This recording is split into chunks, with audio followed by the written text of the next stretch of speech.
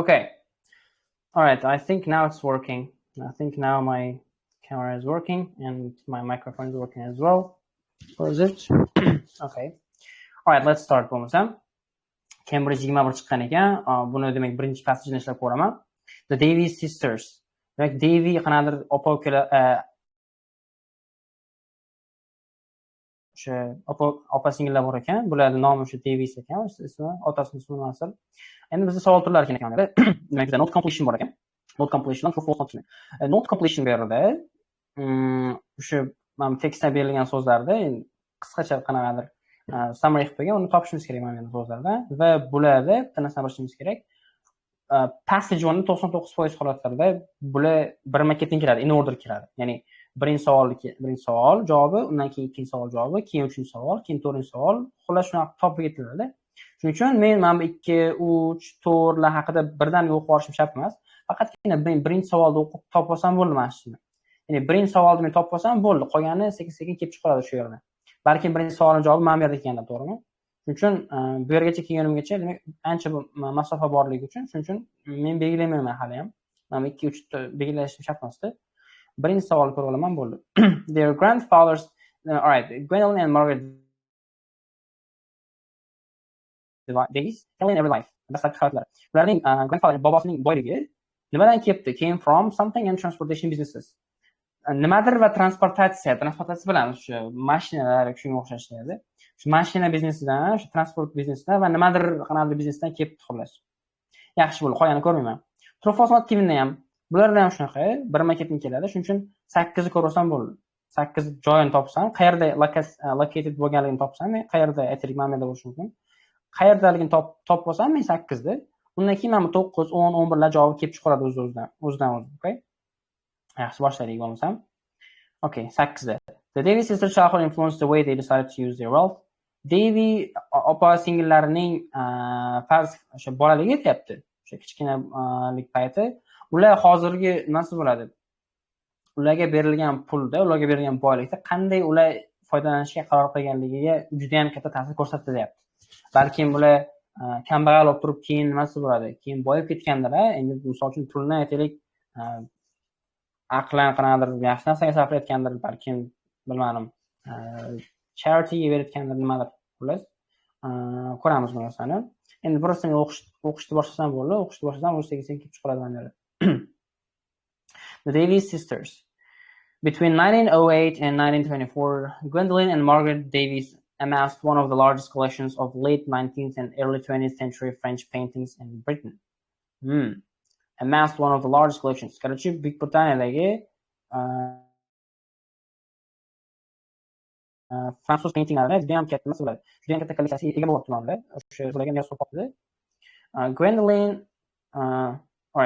Gwendolyn and Margaret Davies were the granddaughters of David Davies, a Welshman who amassed a fortune in the shipping and mining industries. Bunaqa Welshman degani o'sha Waleslik degani. Waleslik demak David Davies degan insonning ular ya'ni mana bu ikkala qiz nevarasi bo'lgan ekan. Bu esa deyapti shipping and mining industries. Qarang. Mana javobim keldi o'sha yerda. Menga javobim keldi. Aytayaptiki amassed a fortune. A fortune degani o'sha boylik, misol uchun qanaqadir mana large sum of money degani, u juda ham katta boylik yig'ibdi. Qayerda? Qanaqa industriyalarda? Shipping bu degani shu mana transportatsiyaga to'g'ri keladi, chunki ship degani o'zi qayiq degani. Shipping degani ship qayiq degani emas. Shipping degani ya'ni fe'l ma'nosida, verb ma'nosida yuklash, aytaylik, orttirish yoki bo'lmasa jo'natish, olib kelish, dengizdagi transportatsiya narsalari, transportga to'g'ri keladi mana bu yerda. Va ikkinchisi ekan mining industries ekan. Mining demak javob mana bu yerga mining bo'lar ekan. Mining.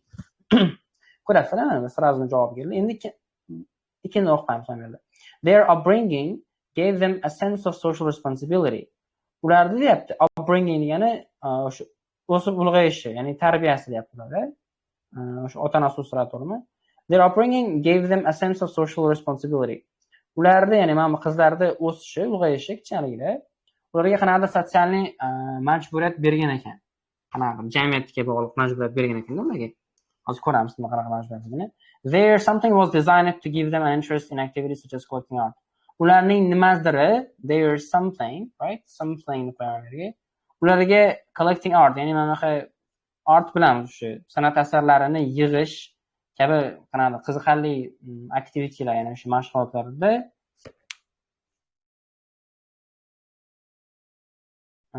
o'sha qiziqish berish uchun qanaqadir dizayn qilingan, yaratilgan, ularning nimasidir, balki ularda fikrlash qobiliyatida balki nimasidir, right?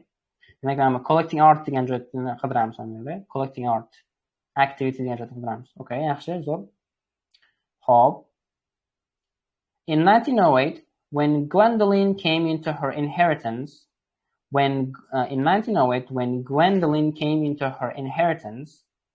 Margaret would follow in 1908. Yaxshi aytayaptiki, mana Gwendolyn deyapti, 1907-yilda into her inheritance degani o'sha ovoldi-yu, to'g'rimi? Mana bu otasidan orttirilgan, misol uchun siz odam o'lsa, uni boyliklari kimga qoladi? Farzandlariga qoladi. O'sha boyligini olgani kelgan ekan Gwendolyn 1907-yilda. Undan keyin Margaret keldi 1909-yilda. The sisters were sad to be the wealthiest unmarried woman in Britain. Короче, otasini boyligini olgani borsa, ularga aytishgan ekanki, shu ular hali erga tegmasdan turib, hali o'sha turmush qurmasdan turib, ular Britaniyada o'sha eng boy ayol kishiga aylanib bo'lishgan ekan ular, misol uchun, right? Their religious upbringing, qarang. Religious upbringing degani, demak, ular kichkinaligidan diniy taraflama katta qilingan ekanda. Dinga bo'lish, islom dini bo'lish yoki xristianlik, ya'ni ularda ko'proq. O'sha ularda diniy tarbiyasi deyapti. Rural Wales, o'sha qishloq joylar, Wales qishloq joylaridagi demak, ular diniy tarbiyasi deyapti. Gave them a deep sense of social responsibility. Ularga juda ham qanaqadir mana gapga to'g'ri kelyapti. Ularga o'sha diniy tarbiyasi qanaqadir chuqur sotsial majburiyat beribdi. And they chose to use their inheritance, va ular o'sha o'ziga berilgan pulni qaror qilib ishlatishga nima uchun?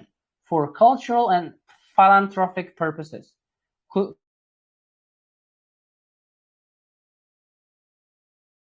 Kulturni, ya'ni mana madaniy ma'noda shu qo'shiqlar, madaniy tanlovlar, o'yinlar, madaniyatga doir va philanthropic purposes. Philanthropic degani, xo'p, mana bu yerda asteriskdan berib qo'yibdi mana. Seeking to promote the welfare of others, often by charitable funding. Philanthropy degani qolganlarning xursandchiligiga sabab bo'lish, ko'pincha shu pul berish orqali, qanaqadir shu sadaqa qilish yoki shunga o'xshagan narsa orqali. Demak, ular shu o'ziga berilgan pulni ko'pincha shu sadaqa berib, odamlarga yaxshilik qilish uchun ishlatishga narsa qildi. Yaxshi. Xo'p. There is something else designed to give them an interest in activities such as collecting art. Xo'p, hali collecting art kelgani yo'q mana bu yerda. Collecting art. Mana bu gap keldi bizda, lekin collecting art kelgani yo'q. Shuning uchun o'qishda davom etamiz. 8ni ham ko'rib qo'yamiz. The Davis Institute influenced the way they decided to use their walls. Bu mana shu savolga javob keldi. Aytayaptiki 8da Davis singillarining bolaligi, ya'ni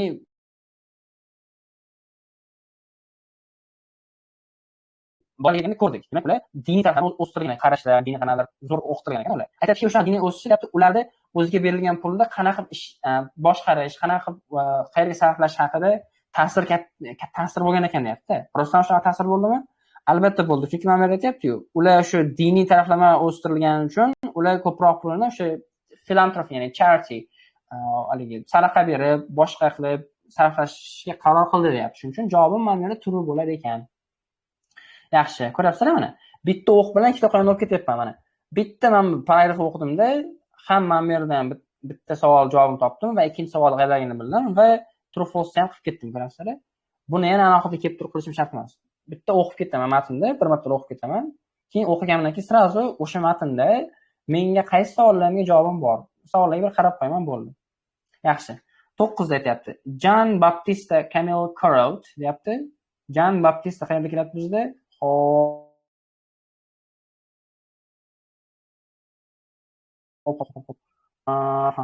John Baptist, brother Jane Baker, Dave Crowell Thompson, Old Master. Mana John Baptista deyapti. Demak bo'ldi. Demak, mana shu joygacha men 9 ga qarashim shart emas ekan. Bo'ldi, men 9 ga qarayman. 9 da umuman nafaqat 9 dan bu yog'idagi savollarga men umuman fikrlarimni qaratmayman, chunki hali 9 ming keyin yo'q. Okay? faqat mana shu joydagi, mana shu turgan joydagi narsaga fikrimni qarataman, e'tiborimni, okay? Mana bu managacha. Yaxshi, okay. Okay. While there was no real family history of art collecting, there was no real family history of art collecting. The sister's education was rigorously geared towards such pursuits. Aytayaptiki, o'sha paytda deyapti, haqiqiy mana bu yerda narsa bo'ladi. O'sha oilada otadan bolaga qolib yoki onadan bolaga qolib turib mana bunaqa o'sha pulni narsa bo'ladi. Art collecting. O'sha san'at asarlari, tasvir san'atlarida yig'ish, jamlash uchun qanaqadir tarix bo'lmagan bo'lsa ham deyapti, ya'ni bunaqa narsa hali ko'rilmagan bo'lsa ham deyapti. The sisters education, ya'ni o'sha singillarni ta'limi, ya'ni o'sha ko'rdingiz demak, ta'lim oldi ular din taraflama was rigorously geared towards such pursuits. Rigorously degani juda ham qattiq tarzda degani-da, ya'ni seriozniy tarzda such pursuits degani shunaqa maqsadlar, shunaqa qarorlar degani, shunaqa maqsad taraf yo'naltirilibdi. Their London school focused on cultural rather than academic study. Ularda London maktabi akademический ta'limdan ko'ra ko'proq madaniy ta'limga ko'proq e'tibor qaratgan ekan. And they traveled extensively with their governess Jane Blaker, visiting art galleries and making extensive notes on the collections there. Ularda deyapti, mana bu Jane Blaker, ya'ni o'sha ularni boshqarib turadigan, ularga boshqarish bo'ladigan Jane Blaker bilan ular juda ko'p art galeriyaga bitgan ekan va kolleksiyalar va qanaqadir notlar qilgan ekan. Men javobimni topdim mana ikkinchi savoliga. Ularni nimasi ularga nima desa bo'ladi? O'sha mana san'at asarlari yig'ish yoki shunga o'xshagan aktivitilarga, shunga o'xshagan narsalarga qiziqish uyg'otish uchun yaratilgan ekan. Ularning nimasi? Ularning albatta education, right? Their education. Mana their, ularning, ya'ni mana bu yerda ham sisters, mana apostrof s turibdi, ularning, ya'ni singillarning education, ya'ni ta'limi. Chunki aytadi, ulardan avval hech kim uni qilmagan, ulardan avval hech kim mana bunaqa o'ziga pul berilsa, tasavvur sizga 1 million dollar pul berib qoldi, nima qilasiz u pulga? Siz taxminan mashina sotib olishingiz mumkin, uy sotib olishingiz mumkin yoki dunyo bo'lib aylanasiz-da, lekin ular u paytgacha unaqa bo'lmagan ekan rostdan ham. Lekin o'sha aynan o'sha qizlarning ta'limidan so'ng deyapti, ular yo'q, men pulni masraflayman-da, men pulni shu san'at asarlari, tasvir san'atlar yig'ib boraman degan ma'noda o'sha narsaga sarflanibdi, misol uchun ularni o'sha puli, misol uchun. Their education was mana geared degani, the gears on a machine or vehicle are device changing. Gear degani mana bir siz mashinada bo'ladi-yu, birdan 2 ga, 2 dan 3 ga, 3 dan 4 ga oshirib boradigan narsa, misol uchun. Shunaqa narsa. Geared toward degani so'z bo'lishi mumkin ma'noda. Geared toward something ma'noda. Mana geared towards meaning. Shunga yo'naltirilgan deb chiqariladi. The phrasal verb geared towards means to design, adapt, organize something to make it suitable for a specific purpose. Qanaqadir maqsadga yo'naltirilgan, dizayn qilingan degan ma'noda. To'ppa-to'g'ri to'g'ri tushatmayman. Right? Then designed. Geared bilan bir xil so'z. Geared toward, designed. Their governance to they took lengthy something about the things they saw in art galleries.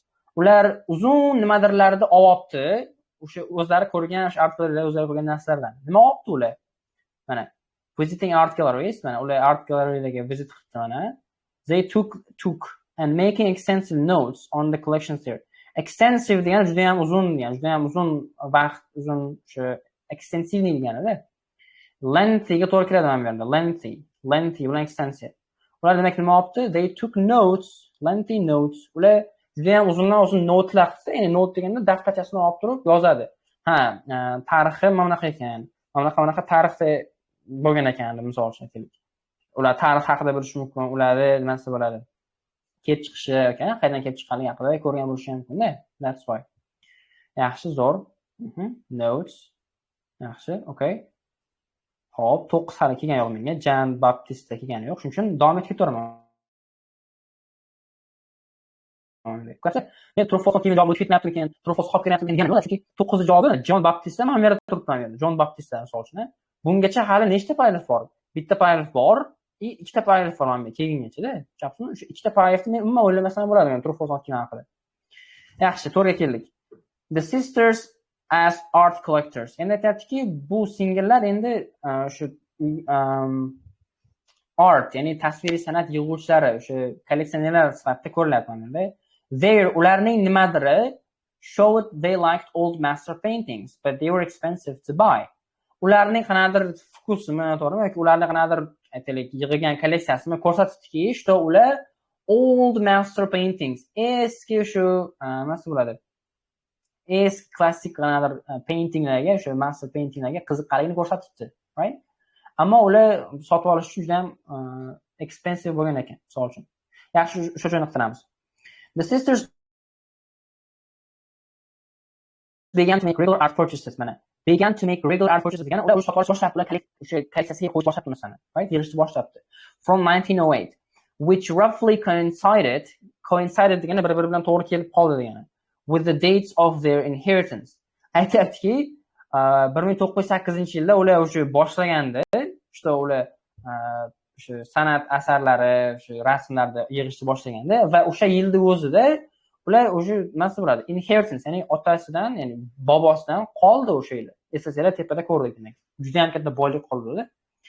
They took advice from various people, including the art dealer Hugh Blaker, the brother of Jane Blaker, and David Kroll Thompson, who was also an art dealer. Bular dealer bo'lgan ekan bu yerda. While it was long assumed that these men were largely responsible for the nature of the sisters' collection, aytayapti. Juda ham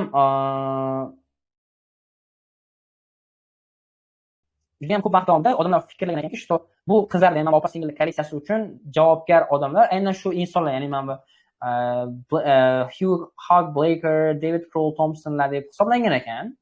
Hisoblangan bo'lsa ham, it has recently been accepted, yaqinda shu narsani tushunib yetibdiki, что that Gwendolyn and Margaret retained a far more active role in the process. Bu protsess, ya'ni bu jarayonda, ya'ni o'sha kolleksiya yig'ish jarayonida ular rostdan ham ko'proq aktiv bo'lgan ekan. Ya'ni bular просто tak pul berib zakaz qilmagan ekanda. Shunga o'xshamoq kelyapti. Ular o'zi borib, o'zi ko'rib, o'sha narsalarni nasi bo'ladi? Kolleksiyalarni o'zi olgan ekan deyapman men, right? Xo'p.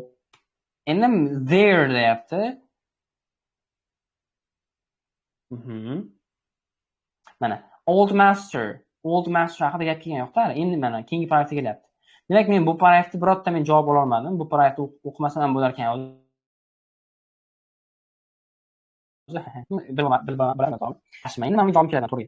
The sisters journals, mana qizlarning jurnallari reveal degani show degani ham yo'q. Show ko'rsatdi, reveal ko'rsatdiki, their preference for old master paintings. Ular demak shu old master paintinglarga demak shu preference degani o'shani ma'qul ko'rar ekan degani. Demak their journals bo'ldi. Their journals showed they liked old master paintings, but they were expensive to buy. Yet they initially made very few attempts to secure any such works. Their early purchases were safe, popular paintings. Ularda dastlabki purchaselar, ya'ni ularda dastlabki sotilgan paintinglari o'sha safe va popular painting bo'lgan ekan, ya'ni xavfsiz, o'g'irlab bo'lmaydigan va popular degani o'sha mashhur san'at asarlari bo'lgan ekan. The first impressionist paintings they bought showed places in. Like dastlabki impressionist shu san'at asarlari sotganlari deyapti. Shu sotgan nima bo'ladi? Rasmlari ko'rsatibdiki, qayerdagi nimalar joylarida. Aytaylik, tabiatdagi joylarda, to'g'rimi? Yoki qanaqadir joylarga ko'rsatgan ekan. Showed places in somewhere, right? Yaxshi.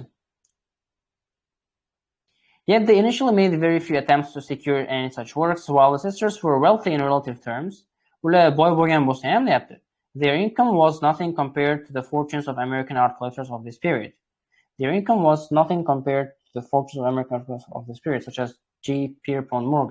ular o'sha paytda normal boy bo'lgan bo'lsa ham ularni income, ya'ni o'sha kelib turadigan daromad manbai deyapti, o'sha paytdagi Pierpont Morgan kabi mas'ullar, o'sha Amerikanets tasviriy san'at, o'sha rasm kolleksionerlarida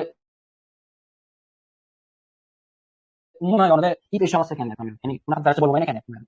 Quite simply, high quality old masterworks were, if not beyond their means, then beyond what they were willing to pay for them.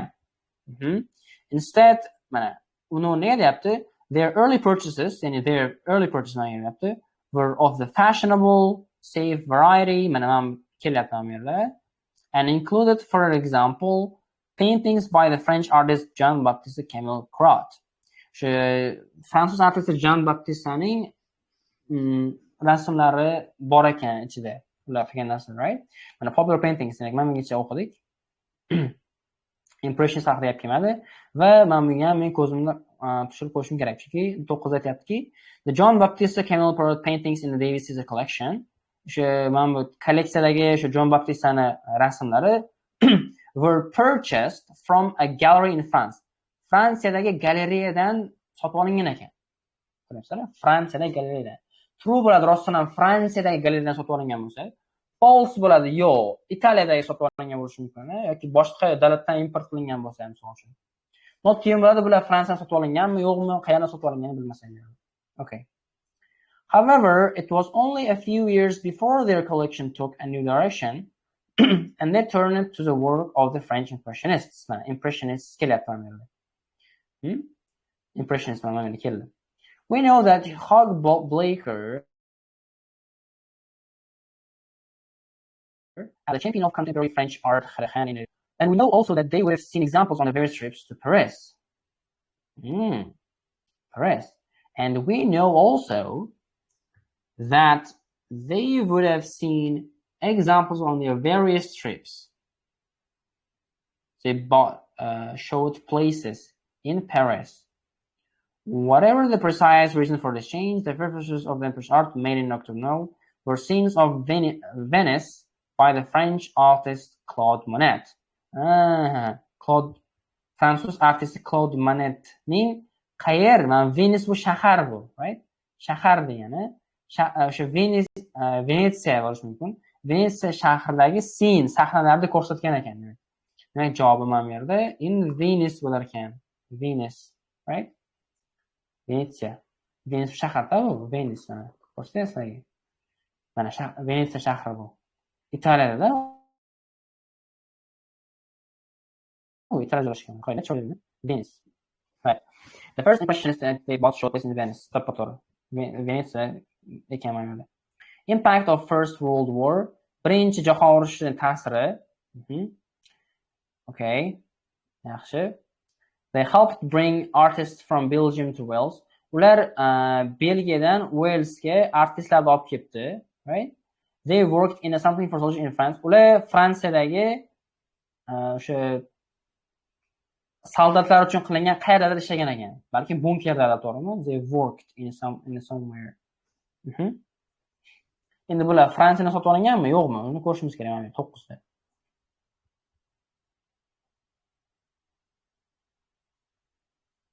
Their first purchases of Impression artists made in October were scenes of Venice by the French artist. Fransuz rassomi tomonidan qilingan ekan, lekin bular Fransiyada sotib olinganligini haqida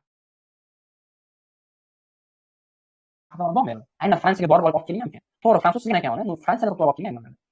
Over the next 12 years, the sisters amassed the bulk of their Impressionist collection, including 6 further works by Monet. The sisters amassed the bulk of their Impressionist collection, including 6 works with 2 more by Manet and 3 by Renoir, including his well-known painting Les Parisiennes. Yo'q, guys, hali.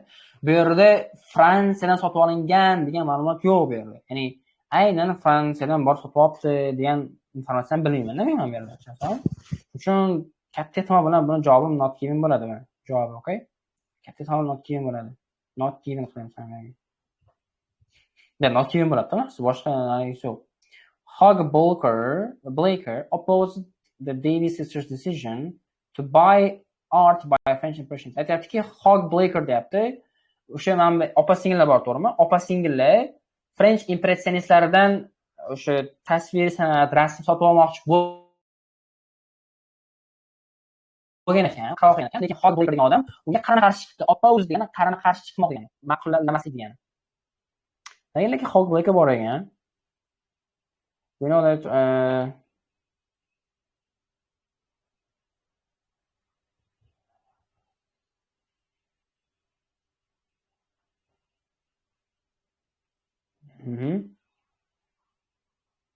right? The exhibition of Cézanne paintings at the Bath Gallery. Cézanne.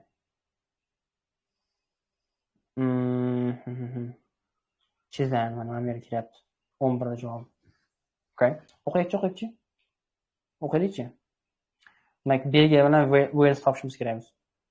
The First World War played a part in the development of the sisters' collection.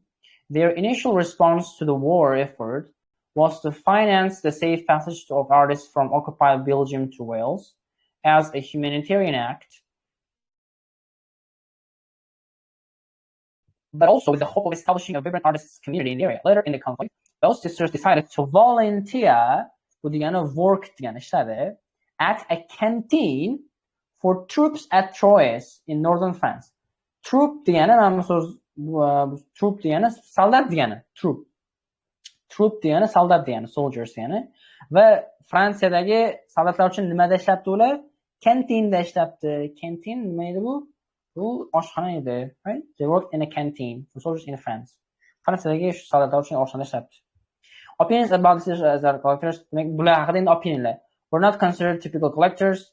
Ya'ni bu opa-singillar odatiy qanadir kolleksionerlar hisoblanmagan ekan. Ular shu qishloq joylarda izolyatsiyada yashabdi va deyapti did not have any who were artists. Artist bo'lgan hech qanaqa nimasi bo'lmagan ekan. Most friends bo'lishi mumkin, other people bo'lishi mumkin. Yaxshi. O'qiymiz. It was tedious, zerikarli, and disgusting work, which would have a permanent effect on Gwendolyn's health. O'ta ham stressli, zerikarli ish bo'lgan ekan bu. Va bu Gwendolynni sog'lig'iga zarar keltirishi mumkin ekan. Butun umrlik. Yet on one of numerous trips to nearby Paris, Parisga borganda, she visited the Burnham John Gallery. Here she acquired two works by Cézanne. Cézanne tarafidan ikkita o'sha rasmni ular acquired, ya'ni olibdi ular. O'ziga olishga qaror qilibdi. Provençal landscape and the François Zola Dam. The paintings were shipped directly to Bath.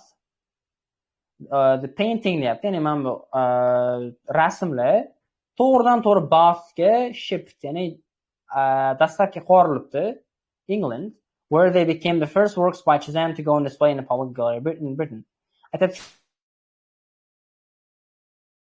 O'sha ya'ni Fransiyadan deyapti, Fransiyaga bordim-da, Parijga bordim. Fransiyadan mana bu Cézanne degan artist bo'lgan ekan, rassom. O'shani ikkita narsasini olibdi ular, right? Ikkita rasmni olibdi-da, bu rasmlarni keyin kema qayiq orqali Fransiyadan Angliyaga jo'natib yuboribdi, Bath degan galeriyaga, o'sha muzeyga.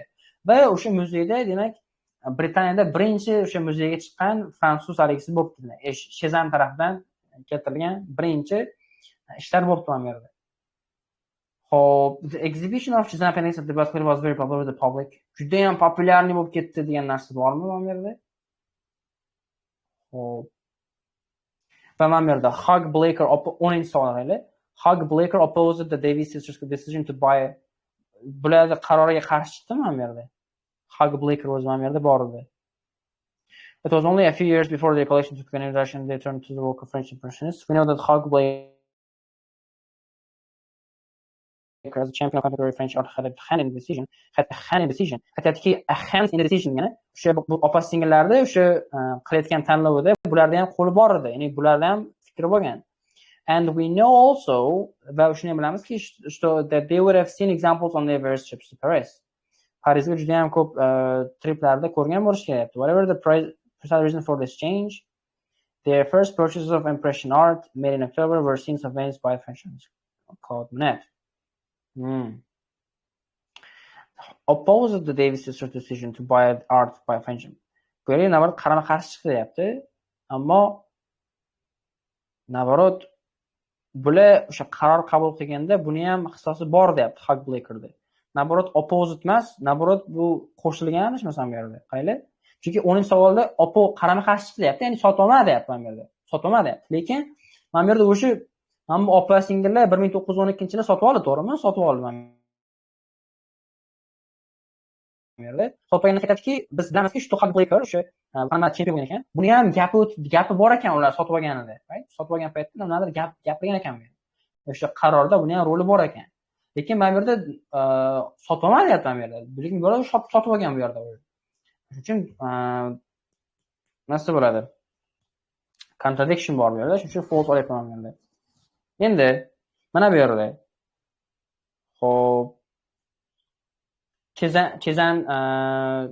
Chezanni rasmlari deyapti, juda ham mashhur. Menimcha bu katta ehtimol bilan xo'p not keyin bo'ladi, chunki bu yerda prosta mana bu yerda Britaniyada chiqqan birinchi Chezanni ishlari bo'lyapti. Ular populyarность haqida gap ketgan yo'q. O'qiychi oxirigacha. Commentators have often described the sisters as unlikely pioneer collectors. Endi bu yerda men aytyapman 7 ni. Mana qayli were not considered degani they haven't described unlikely pioneer collectors. Not typical collector degani, right? Unlikely pioneer, not typical degani. Much is made of their isolation in rural Wales. Katta ehtimol bilan izolyatsiyalashgani va ularda nima qanadir artist bo'lgan, nimadir yo'q bo'lgan ekan. And the fact that they didn't make friends with artists or gallery owners. They don't have any friends with artists, yes. Friends. Do'stlar artist do'stlar bo'lmagan ekan, nima bo'ladi? Yaxshi. 12. The impact of the First World War, birinchi jahon urushini impacti deyapti. Ta'siri Gwendolynga turtki beribdi to reconsider her interest in collecting art. Buni o'sha kolleksionerlikda, ya'ni o'sha rasm, tasvir san'at yig'ib borishlikdagi uni qiziqishlarini qaytadan ko'rib chiqish, qaytadan nima bo'ladi? O'ylab ko'rish haqida unga motivatsiya beribdi. Shu birinchi, ya'ni fikrni o'zgartirib yuboribdi-da, kiruvchi. Qisqaroq aytganda, fikr o'zgarib ketibdi. Yet they didn't feel obliged to follow fashionable tastes and were free to pursue their own preferences. Ammo they didn't feel obliged, ya'ni obliged to follow. Ular hech qanaqasiga majbur bo'lmagan deyapti, right? Qanaqadir masalan modaga oid qanaqadir fikrlar, shunga o'xshagan narsalarda ular majbur bo'lmagan ular orqasidan borishga va ularning o'zini fikri bo'lgan mana bu yerda, o'zini tanlovi bo'lgan. Although they relied on a trusted circle of advisors, da ular bo'lgan bo'lishi mumkin, qanaqadir masalan o'zlari ishongan maslahat topilgan bo'lgan bo'lishi mumkin. They made frequent trips to London and Paris, and also regularly had paintings sent to their home for their reconsideration. Ular nima qildi? Shu Londondan Parijga juda ham ko'p sayohatlar olib boribdi va davomiy tarzda uylariga nimasi bo'ladi? O'sha o'zlari sotib olgan tasvir san'atlarida, artlarda consideration, ya'ni qayta o'ylab ko'rishga yana qanaqadir jo'natib yuborgan ekan. O'zi bu yaxshi muammo. By the early 1920s, Gwendolyn felt increasingly uncomfortable. Mana bu yerda 12-javob keladi. Demak, 11-javobi chiqmadi. Rustam Okiyev ekan mana bu yerda. Juda ham populyar bo'lib ketdi, juda ham mashhur bo'lib ketadigan gap yo'q bu yerda. By the early 1920s, Gwendolyn felt increasingly uncomfortable buying artworks when faced with the poverty and social upheaval created by the First World War. Birinchi jahon urushi sababli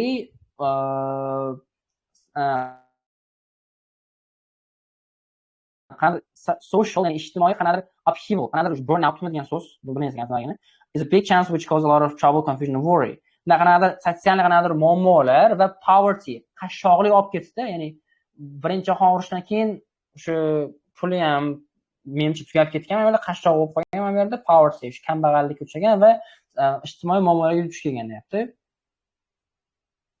O'sha sotib olayotganda demak uncomfortable, ya'ni o'zi xohlaganaqa pul sarflay olmasdi, ya'ni balkim puli kamayib ketganidan ilgari xohlagan ishini sotib olgan bo'lsa, hozir o'sha sotib olmagandir balki, to'g'rimi? Misol uchun.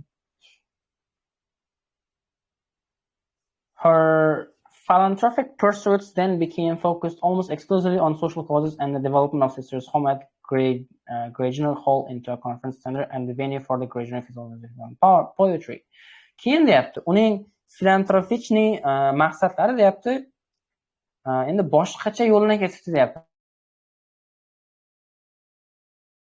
Shu anaqa Grigornik insonda o'sha musiqa festivali, musiqa va san'at shoirlik festivali haqida ularni develop, ya'ni shu rivojlantirish haqida ketibdi ekan mana bu yerda uni maqsadi. Demak, rostdan ham the impact of the First World War encouraged Gwendolyn to reconsider her interest in collecting art. Art yig'ib olishga, uni qiziqishlarini qaytadan ko'rib chiqishga unga turtki berdi mana bu yerda. Katta ehtimol bilan turuvdi, 90% turur mana bu yerda. Gwendolyn, okay, 13 aytyapti. Xo'p, 13 oxirgi savol. Xo'p, necha minut topdi o'zi? Necha minut yozibmiz? 35 minut yozgan ekan. Okay, 40 minut yozganmiz-da. Yaxshi, oxirgi savolda aytyaptiki, что the Davies sisters bought French impressionist art during a period when very few people were doing so. Aytyaptiki, bular fransuz impressionistlarida o'sha sotib olibdi ishlarini, san'at asarlarini va o'sha shunaqa paytda sotib olibdiki, u paytda juda ham kam odam qilayotgan ekan bu ishni. Endi juda ham kam odam sotilayotgan paytda ular sotib olibdi-da. Bu degani qolgan odamlar bilan janaqa mashhur bo'lmagan ekan u yerda impressionistlar. Okay? Gwendolyn made her final art purchase in March 1926. Margaret also stopped collecting around this time. O'sha 1926-yilda kolleksiyasini to'xtatib qo'yganlar. But started again in the 1930s, acquiring on a relatively small scale work by contemporary British artists. The sisters collected French Impressionist painting at a time when such art was routinely ignored by individuals and institutions alike. Bo'lgan javobim chiqdi. Opa-singillar deyapti, French Impressionistlarida rasmlarni ya'ni o'sha kolleksiyasiga qo'shibdi. Shunaqa vaqtda qo'shibdiki, u vaqtda bunaqa tasvirlar, bunaqa san'at asarlari routinely ignored. Routinely degani rutin degani o'sha har doimgidek degan, to'g'rimi? Har doimgidek hamma o'sha individuallardan va shunaqa joylardan ignore, ya'ni ular bir tiyin olmayotgan paytda, ular olmayotgan paytda ular sotib olishni boshladi mana bu yerda. Javobi menga rostdan ham to'g'ri bo'ladi ekan mana bu yerda. Rostdan ham juda ham kam odamlar qilyapti. The Gwendolyn and Margaret Davies collection donated in 1951 and this is correspondingly to the edition. Faqat bu yerda very few people possibly owned by individuals and institutions alike. Bu adashmasam bo'ldi. Javobim shu edi. Xo'p, menimcha boshqa narsa yo'q. Endi kaltni ko'radigan bo'lsak, nechta topmiz? Mana 13 dan 13 topmiz. Ko'rishlar mumkin. Xo'p. Mana deb o'chiraydi mana Telegram content schedule. Mana guys, bu ko'rgan bo'lishingiz mumkin. 13 dan 13 topdim. Mana passagida qanaqa tiplashtirganim, nimalar qilganimni hammasini video davomida aytib o'tganman dars davomida. Ya'ni men bunga bittalab ko'rib o'tirmadim-da, tushunyapsizmi? Bular in order kelganligi uchun, passage javob bo'lganligi, in order kelganligi uchun har doim birinchi, keyin 2, 3, 4, 5 shunaqa ketadi javoblari. Shuning uchun men 5-chi, 6-chi savol, 7-chi savolni qidirishim shart emas. Birida topib olsam, birida qayerda joylashganligini topsam, o'shani topgandan keyin sekin tushib topib ketaman, o'qing javoblarni. Va o'sha bilan bir vaqtda men true false not given ham qilib ketdim. Chunki bitta shunaqa paragrafda ham true false javobi, ham gap tilning javobi kelgan bo'lishi mumkin. Shuning uchun birlar topib ketdim-da, etap bo'lib. Okay? Agar men birinchi bunga e'tibor qaratganimda mana bu narsaga polniy oxirigacha o'qib chiqishimga to'g'ri kelardi. Chunki qaranglar, mana 7ning javobi qayerda kelyapti? 7ning javobi oxirgi paragrafdan 2 ta oldin kelyapti-da, tushunyapsizmi? Oxirgi paragrafgacha men o'qishim kerak bo'lardi mana buni topishim uchun. 7ni topishim uchun-da, birinchisi mana 7 tani qilishim uchun. Keyin yana mana true false not keyin topish uchun yana boshqadan o'qib chiqishim to'g'ri kelardi bu narsani. Lekin menga bunaqasi vaqtim yo'q, shuning uchun bittadan qilib ketdim va mana javobi 13 ta chiqibdi. Ну да, так нормально. Hop, hammaga rahmat. Bo'lmasam, guys, nimadir o'rgangan bo'lsangiz, sog' bo'linglar, salomat bo'linglar.